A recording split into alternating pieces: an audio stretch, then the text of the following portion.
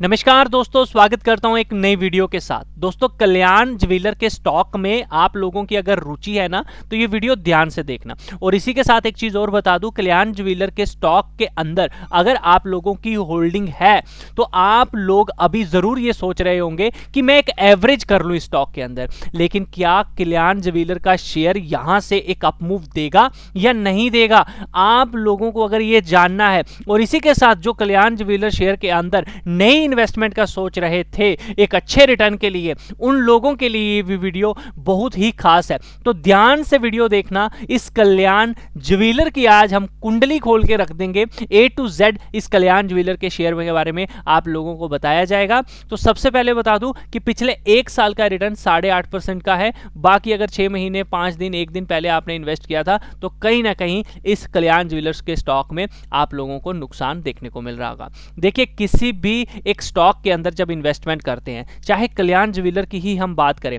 तो कल्याण jeweller share के अंदर अगर आपने इन्वेस्टमेंट की है तो सबसे पहले आप लोगों को यह जरूर पता होना चाहिए कि आखिर मैंने किसके साथ निवेश किया है। क्या मैं अकेला हूं स्टॉक में या और भी लोग हैं। तो सबसे पहले किसी भी एक स्टॉक के अंदर अगर हम होल्डिंग देखें तो हमें प्रमोटर का डेटा देखना है। तो जैसे कि कल्याण ज्वेलर शेयर की यहां पे होल्डिंग मैंने ओपन कर दी हुई है, तो ध्यान से देखो यहां पे प्रमोटर का डेटा कितने परसेंट है। 62.85% प्रमोटर की होल्डिंग है कल्याण ज्वेलर के। ठीक है, यानी कि ऑनर जो मालिक है, जिसको सारी इंफॉर्मेशन पता है, वो 62.85 का रेशो यहां पर लेके बैठा है, परसेंटेज लेके बैठा है। लेकिन उसमें से 19.32% वो प्लेज करके बैठा है। ये एक नेगेटिव इंपैक्ट जरूर होता है किसी स्टॉक में प्लेज करना प्रमोटर का। तो लेकिन कहीं ना कहीं ऐसा प्रमोटर ये पैसा कहां निवेश कर रहा है, अगर आपको ये पता चल जाए तो वो पॉजिटिव भी हो सकता है। तो कभी कभी या फंड के इशू से या फिर ऐसे भी कहीं इन्वेस्ट करने के लिए पैसा उठाया जाता है। लेकिन अपनी होल्डिंग कितनी प्लेज किया ये भी बहुत इंपॉर्टेंट है। लेकिन कहते हैं कि किसी एक स्टॉक के अंदर जब कोई प्रमोटर ही अपना प्लेज करना शुरू कर दे तो कहीं ना कहीं वो अच्छी बात नहीं है। बट ऐसा नहीं है, ये अलग अलग दायरे से अलग अलग नजरिए से देखा जाता है कि वो पैसा सही जगह लगाया जा रहा है, अपने ऐश के लिए उड़ाया जा रहा है। तो अब ये चीज आप लोग थोड़ा सा ध्यान रखिए। लेकिन अगर आपने इसमें पैसा लगाया है तो आपको ये जरूर पता होना चाहिए कि 62-63% के करीब होल्डिंग प्रमोटर की है। तो अच्छी जगह पे आपने भैया पैसा लगाया है, क्योंकि ऑनर को विश्वास है।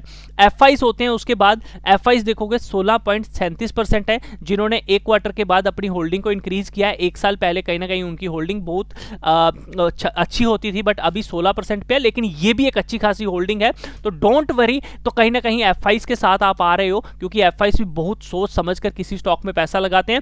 तो देखो, एफआईस ने बेचा तो डीआईएस ने खरीद लिया, तो इनको यहां से सपोर्ट मिल गया। तो ये बहुत अच्छी बात है कि डीआईएस भी 13% का होल्ड करते हैं। देखो, 13% डीआईएस के पास है, यहां पर एफआईस के पास 16% है, बाकी 62% प्रमोटर के पास है। तो अच्छा खासा पैसा बड़े प्लेयर के पास है। यहाँ पे म्यूचुअल फंड्स की बात करें तो ये लोग भी 11% के करीब लेके बैठे हैं, इन्होंने भी होल्डिंग इंक्रीज किया। तो सारा पैसा तो भैया बड़े प्लेयर का लगा है।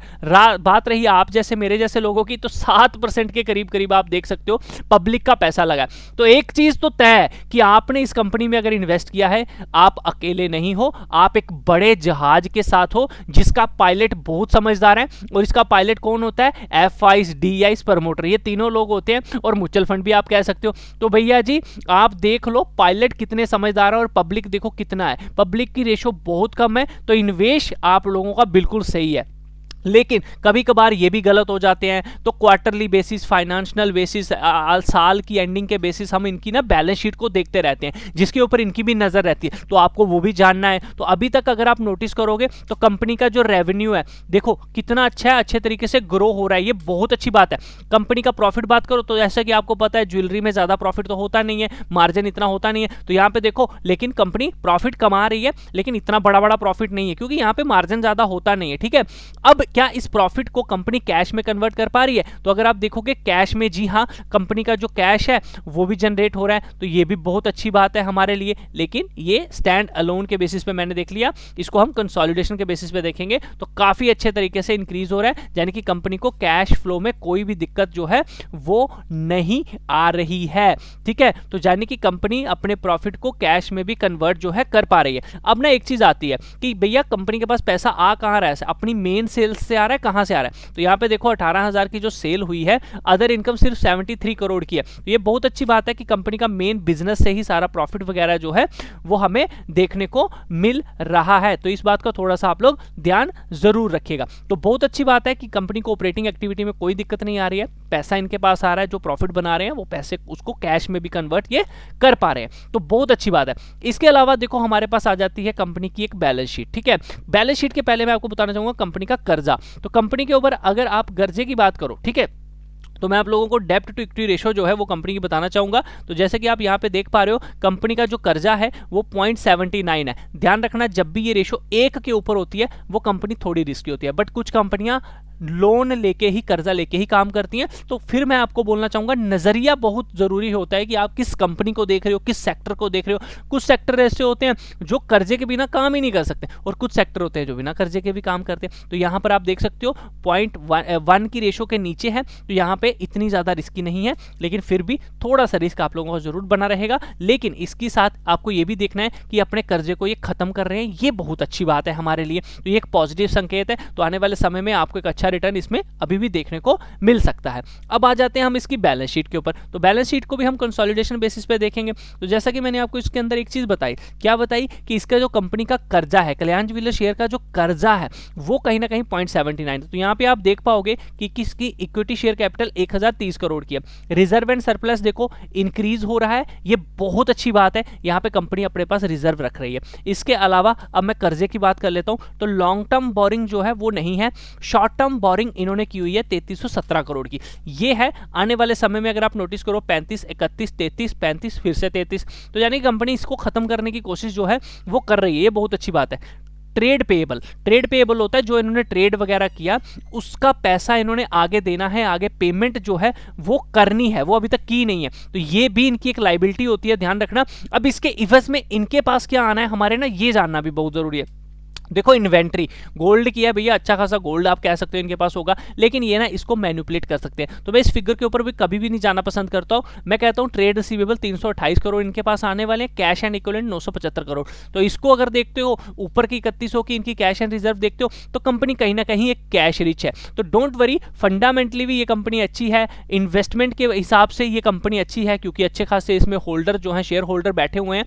तो फंडामेंटली एवरीथिंग इज ओके। अगर हम इसको देखें तो अब दिक्कत कहां आ रही है, दिक्कत हो सकती है टेक्निकल बेसिस पे या फिर जैसे कि मार्केट गिर रही है। तो दोस्तों एज पर टेक्निकल मैं आप लोगों को एक चीज जरूर कहना चाहूंगा कि अभी जिस लेवल पे है आपको थोड़ा सतर्क रहना चाहिए। ये लेवल बहुत इंपॉर्टेंट है क्योंकि यहां पे कंपनी अच्छा खासा कंसोलिडेशन करके गई थी, ये बात ध्यान रखना। क्योंकि यहां पे अगर आप नोटिस करोगे ना तो यहां पे कंपनी कंसोलिडेशन 8 जनवरी 2024 को कंसोलिडेशन शुरू हुआ था और वो कंसोलिडेशन नियर अराउंड 10 जून 2024 तक चला था। तो कितना चला था, 6 महीनों की ये कंसोलिडेशन है इस बेस पे। तो यहां पे बहुत बाइंग सेलिंग हुई पड़ी है। तो आप लोग इस लेवल पे भी अलर्ट हो जाओ, या तो यहां से इस तरह से होकर वापस आ जाएगी या फिर दूसरा सिनेरियो यहां पे इस तरह से होकर रीटेस्ट करके फॉल करके सीधा 263 जाएगी।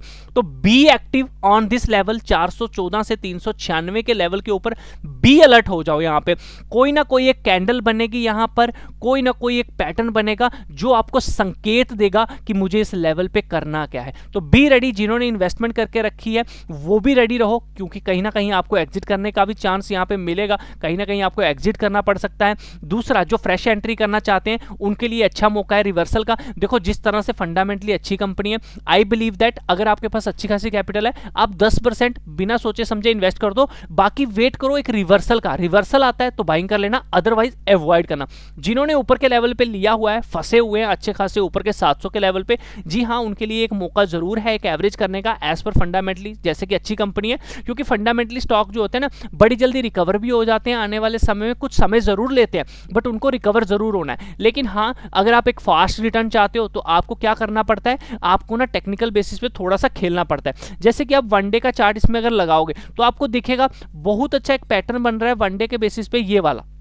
तो हो सकता है कुछ दिनों में ही आपको यहाँ पे ब्रेकआउट दिख जाए। तो अगर आप यहाँ पे एंट्री लेते भी हो, एक एवरेज भी यहाँ पे करने की सोच लेते हो, आपने मन बना लिया होगा, तो डेफिनेटली आपको यहाँ पर छोटा सा SL 396 का आप ले सकते हो। जिन्होंने ऊपर के लेवल पे लिया होगा, एवरेज करेंगे, रिवर्स होगा, बाइंग कर लो, बाय डिफॉल्ट नीचे आ जाएगी तो एग्जिट कर लेना। फ्रेश एंट्री भी यहाँ पे हो सकती है ब्रेकआउट के साथ, यही SL लगा के आप कर सकते हो। ऑलरेडी बहुत ज्यादा गिरा हुआ है, 33% आप लोगों को देखने को मिल रहा है, गिरावट आई है 6 महीने में, तो डेफिनेटली यहाँ से एक पॉसिबिलिटी है कि आपको रिटर्न यू टर्न बन जाए, और हो सकता है भैया इस तरह का आप लोगों का एक डब्ल्यू पैटर्न भी बन जाए। तो बी रेडी, इस लेवल पे थोड़ा सा सतर्क हो जाओ, आने वाले समय में अच्छा रिटर्न भी मिल सकता है और ट्रैप भी हो सकते हो। तो हम क्या करेंगे, हम वेट एंड वॉच करेंगे। आप लोग चैनल को भी सब्सक्राइब कर लेना ताकि मैं आपको प्रॉपर अपडेट दे दूं जैसे ही यहाँ पे कोई भी डिसीजन मेकिंग होती है। इसी के साथ जो लोग इसके बारे में डिटेल स्टडी करना चाहते हैं, जिनको रिटर्न आर्टिकल बहुत अच्छे लगते हैं, तो हमने एक आर्टिकल भी पोस्ट कर दिया है जिसके ऊपर काफी सारी चीजें, एडवांटेज डिसएडवांटेज के बारे में लिखा गया है, इसके फंडामेंटल में लिखा गया है। इसी के साथ मैं यहाँ पे वीडियो भी लगा दूंगा, आप उसे देखकर डिटेल में इसके बारे में स्टडी कर सकते हो, इसे समझ सकते हो, एक ही पेज के ऊपर सारी चीजें आपको मिल जाएंगी। बाकी दोस्तों वीडियो अच्छा लगा लाइक जरूर करना, शेयर जरूर करना, इसी तरह की और वीडियोस पाने के लिए चैनल को सब्सक्राइब करना। ट्रेड लेने से पहले एक बार अपने फाइनेंशियल एडवाइजर से जरूर पूछना है, क्योंकि रिस्क